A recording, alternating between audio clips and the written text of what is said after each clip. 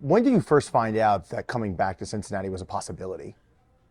The first time I found out that that was a possibility was after the Orange Bowl, and Zac was nice enough to put everything off until after the national championship game. So I think that was awesome that we had a agreement that we would talk you know more closely about it afterwards and have a formal conversation about it, which was great. You interview for this job, but your family is still here. So emotionally, I would imagine it's different than other interviews. How did you handle that process, knowing that you had a chance to be with your family all the time again? Yeah, we didn't really include the family in that part of it, just because we didn't want them to get their hopes up if that's not the direction that Zac and the organization wanted to go. So, but certainly my wife and I were ecstatic, and like I said, we weren't looking to leave Notre Dame. There was nothing that we were unhappy about. It was just the opportunity to come back here and be a part of this organization was so strong. How much have you had time to look back at the defensive tape from the Bengals from the past season? I'm just starting, to be honest with you. I haven't even had a couple of days off to even think about that. I got processed on Thursday, and Friday I tried to just take care of a lot of HR things and things like that, and try to get settled in and move in completely back to our house. But that's something that we're going to look at here moving forward, just personnel and then concept wise.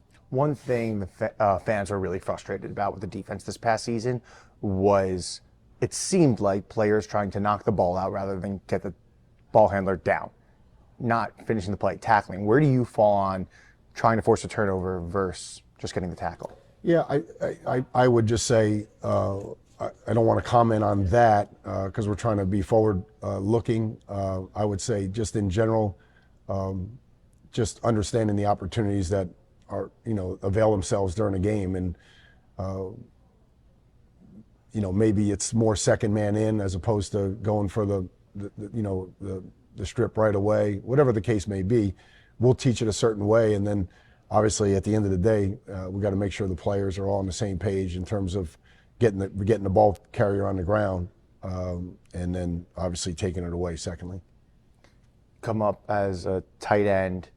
You coach tight ends with the Detroit Lions. You have an offensive background, but most of your career has been on the defensive side of the ball. How has working with offenses, those years that you were spending with Detroit or wherever it might be, how did that influence or help you on a day-to-day basis as a defensive coach? yeah, I think being part of NFL run game meetings and protection meetings, I think that goes a long way in terms of understanding how you're being attacked, and I think it also helps me reverse engineer things that might be happening to you or what certain teams are doing to you. So I think that part of it has helped, and then just the big picture, having an idea of if they're running a sail front side, knowing that there's usually a dig backside, and how do you coach the backside linebacker a little bit differently, and shallow crosses are always followed by digs behind it, and just little things that we try to impart now and reverse engineer it so that we can defend it on the front side.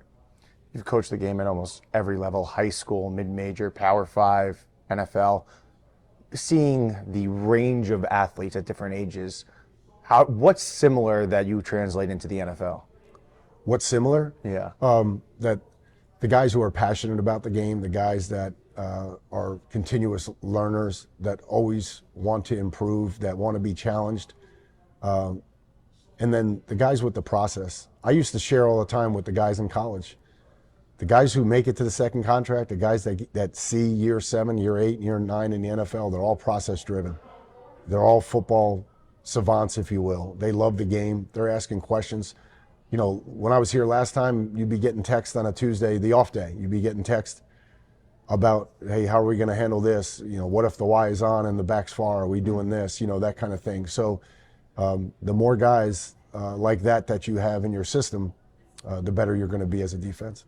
Replacing Lou Anarumo, who you previously worked with when you were here, what's something that you learned from Lou that you take with you as you coach? Yeah, I have a ton of respect for Lou, and more importantly, the partnership that we had, because that's going to be important for me moving forward here, to develop that same type of partnership with the current staff members. But no, Lou, nothing but great things to say about Coach, and ultimately we're in a business that sometimes change is required. I'm the benefactor of it, but as I told him when he congratulated me, that he's going to get one here real quick. He ended up getting one before me. So, but anyway, I have a great deal of fondness for Lou and my time together with him. You mentioned Joe Burrow in your press conference, but specifically to the defense. What excites you about this defense as you get ready for your first season as defensive coordinator? What excites me is when you start on the back end, just a lot of young and hungry guys, and how do we get them in the right positions moving forward? And you see talent, you see flashes of it. And so how do we collectively, play the game together and utilize what those guys do best? You see veteran leadership with Logan and Trey on the D-line. And again, obviously there's some guys that aren't under contract or that we're trying to get back, but there's a lot of those guys we're going to be fighting like heck to get back because they're proven winners and great human beings. So I think from that standpoint, I'm just excited to get back and have that opportunity to work with them. What's your philosophy on playing rookies from their first day?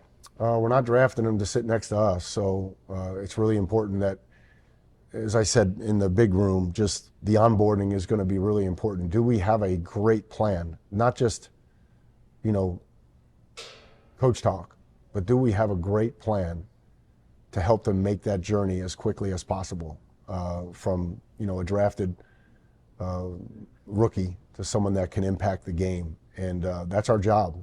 That might be our number one job is, whether they're free agents or rookies, how quickly can we get them to make the transition so that they can play fast and get their talent into the game. And ultimately, that's why we draft young people, right? Because it's talent procurement.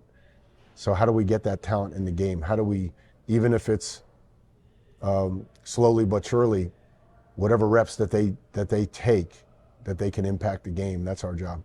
What's one thing you want to tell Bengals fans about their defense moving forward?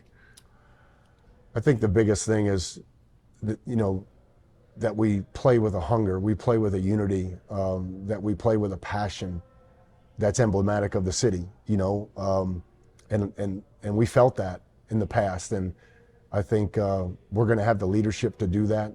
I think we're going to have the coaching staff to do that. But just to be hungry and to fight every single down and play with an energy and a passion and a love. I think those are the things that all come to mind when I think about this Bengals defense. Thanks so much. Welcome back. Thank you. Appreciate it.